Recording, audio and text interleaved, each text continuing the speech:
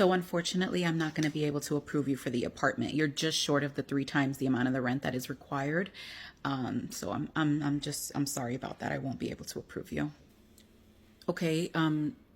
Just curiosity, do most people that come here make $7,500 a month? I think most people have multiple income sources. So, they have roommates or their spouse or just other types of income. I don't think that any one person makes the $7,500 in this community. Okay, so it'll be impossible for a single person to get an apartment, is what you're telling me. I don't know that it'll be impossible, but it'll be a little challenging for a single income that's not over 90,000 a year to qualify for an apartment. Okay, well, thank you so much for your time. Wait, don't go yet. I might have another option for you. What other option could you possibly have? So I don't know if you've actually ever considered buying, but when I ran your credit for the approval for the apartment, while we couldn't approve it for the apartment, it does look like I'm able to pre-approve you for $350,000 towards a house. Okay.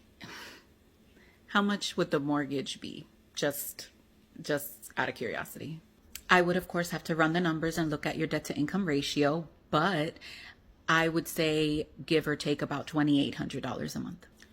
So you won't approve me for a $2,500 rental payment, but you'll pre-approve me for a $350,000 loan on a house that would have a $2,800 mortgage?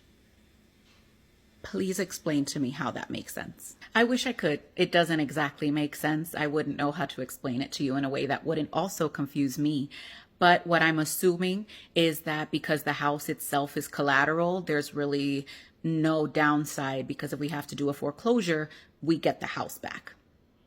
Yeah, but when people are renting, you can do the eviction process, which is essentially the same as the foreclosure. So you still get your property back for non-payment. So that explanation makes no sense.